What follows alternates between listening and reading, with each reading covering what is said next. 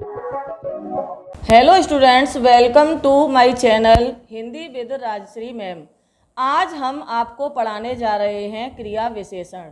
इस चैप्टर के notes video के लास्ट में दे दिए गए हैं। आप वीडियो को शुरू करने से पहले वीडियो को लाइक, शेयर और कमेंट करें। साथ ही साथ सब्सक्राइब करने के लिए बेल आइकन को दबाना ना भूलें। तो बच्चों, अब हम आपको पढ़ा रहे हैं क्रिया विशेषण।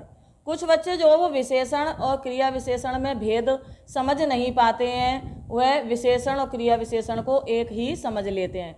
लेकिन हमें यहाँ यह समझना बहुत ज़रूरी है कि विशेषण वे शब्द होते हैं जो संज्ञा या सर्वनाम से पहले लगाए जाते हैं या संज्ञा या सर्वनाम की विशेषता बताते हैं, जबकि क्रिया विशेषण शब्द वे शब्द होते हैं जो क्रिया की विशेषता बताते हैं और क्रिया शब्द से पहले लगाए जाते हैं। इस प्रकार वे अविकारी शब्द जो वाक्य में क्रिया शब्दों की विशेषता बताते हैं वह क्रिया विशेषण कहलाते हैं। उदाहरण के लिए जैसे राम धीरे धीरे चलता है, तो यहाँ क्रिया शब्द क्या है? चलता है। और वो कैसे चलता है? धीरे धीरे। तो चलना की विशेषता हो गई धीरे धीरे, तो ये क्रिया विशेषण कहलाएगा। ठीक उसी तरह दूसरा है राम कल आएगा, तो आएगा यहाँ पर क्रिया है और क्रिया की विशेषता क्या है? कल। तो कल ये जो है वो क्रिया विशेषण शब्द हो गया। अब हम समझेंगे क्रिया विशेषण के भेद। क्रिया विशेषण के 4 भेद बताए गए हैं। पहला है स्थानवाचक क्रिया विशेषण, दूसरा है कालवाचक क्रिया विशेषण, तीसरा है रीतिवाचक क्रिया विशेषण, चौथा है परिमाणवाचक क्रिया विशेषण। तो बच्चों, इसकी ट्रिक्स से इन्हें समझने के लिए हम इसे ऐसे समझ सकते हैं। स्थानवाचक में हम कहाँ लगाकर याद करें, कालवाचक में कब, और रीतिवाचक में कैसे, परिमाणवाचक में कितना। तो जब हमारे सामने मान लो उदाहरण है कि राम आगरा जाता है, तो जाता है क्रिया है, उसकी विशेषता क्या हो गई? कहाँ जा रहा है। तो कहाँ करके हमने प्रश्न किया तो आंसर आया आगरा। तो आगरा क्या है? स्थान है, इसलिए ये स्थानवाचक क्रिया विशेषण हो गया। दूसरा हम समझते हैं कब। तो राम, जैसे हम कहें कि राम कल आगरा जाएगा, तो जाएगा क्या है? क्रिया। और कब जाएगा, इसे कब करके प्रश्न करेंगे तो आंसर आ रहा है कल। तो कल क्या हो गया? काल, यानी कि समय की बात हो रही है। तो राम कल आगरा जाएगा, तो ये कालवाचक क्रिया विशेषण हो गया। तीसरा हम देखेंगे रीतिवाचक में कैसे। राम, मान लो हम कहें कि राम धीरे धीरे चलता है। चलता है क्रिया है, इसमें हम प्रश्न करें कैसे चलता है, तो इसमें उत्तर आएगा या आंसर आएगा धीरे धीरे। तो ये उसके चलने का ढंग हो गया। जहाँ ढंग या तरीका होता है वहाँ रीतिवाचक क्रिया विशेषण होता है। चौथा हम देखेंगे कितना। परिमाणवाचक विशेषण, इसमें हम कितना लगा के प्रश्न करेंगे। जैसे उदाहरण है कि राम कम खाता है, तो खाता है क्रिया है, उसकी विशेषता हो गई कितना खाता है? कम। तो कम करके इसमें आंसर आ रहा है, तो ये हो गया परिमाणवाचक क्रिया विशेषण। और ज़्यादा डिटेल में समझने के लिए हम इसे इस तरह समझेंगे। स्थानवाचक क्रिया विशेषण, क्रिया की स्थान संबंधी विशेषता बताने वाले क्रिया विशेषण स्थानवाचक क्रिया विशेषण कहलाते हैं। जैसे राम ऊपर गया है, तो यह हमने पहले ही बता दिया था गया है, तो कहाँ गया है? ऊपर।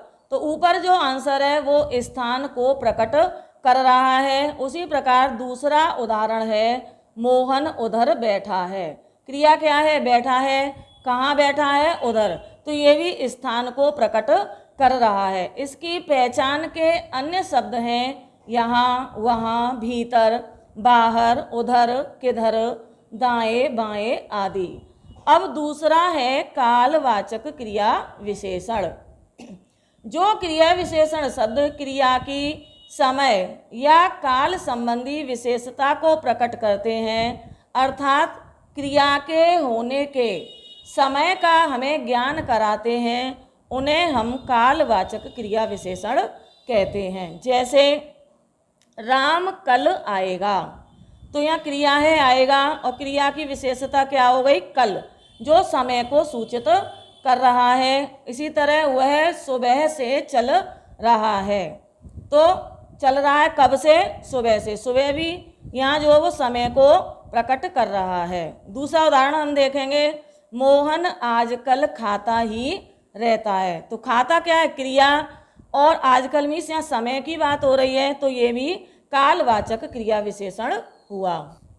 इसकी पहचान के अन्य शब्द हैं आज, कल, कब, सदा, पहले, हमेशा, प्रातः, दिन भर आदि। तीसरा है रीतिवाचक क्रिया विशेषण। जो क्रिया विशेषण शब्द क्रिया के होने के ढंग अथवा तरीके को बताते हैं उन्हें हम रीतिवाचक क्रिया विशेषण कहते हैं। जैसे इन उदाहरणों के द्वारा हम समझ सकते हैं, राम तेज चलता है, तो चलता पर यहाँ पर क्रिया है और राम कैसे चल रहा है? तेज। तो तेज क्या है? उसके चलने का तरीका हो गया, ढंग हो गया।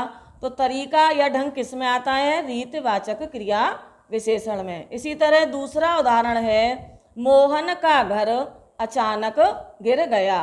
कैसे गिर गया? अचानक। तो अचानक जो वो गिरना क्रिया की विशेषता को प्रकट कर रहा है, इसलिए यहाँ पर रीतिवाचक क्रिया विशेषण हुआ। इसकी पहचान के शब्द हैं धीरे धीरे, तेज, सहसा, ठीक, फटाफट, एकाएक, अतएव आदि। अब हम चौथा देखेंगे, परिमाणवाचक क्रिया विशेषण।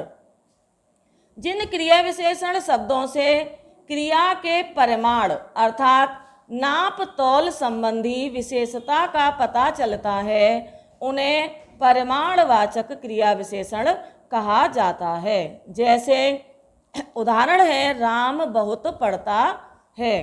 तो पढ़ता यहाँ पर क्रिया है और कितना पढ़ता है? बहुत, जो उसकी नाप तौल को प्रकट कर रहा है अर्थात मात्रा को बता रहा है। दूसरा उदाहरण है, मोहन कम खाता है।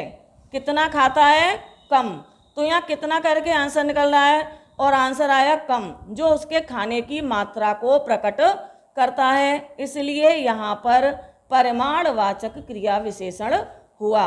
इसकी पहचान के अन्य शब्द हैं कम, ज़्यादा, बहुत, जरा, बस, उतना, जितना, पर्याप्त आदि।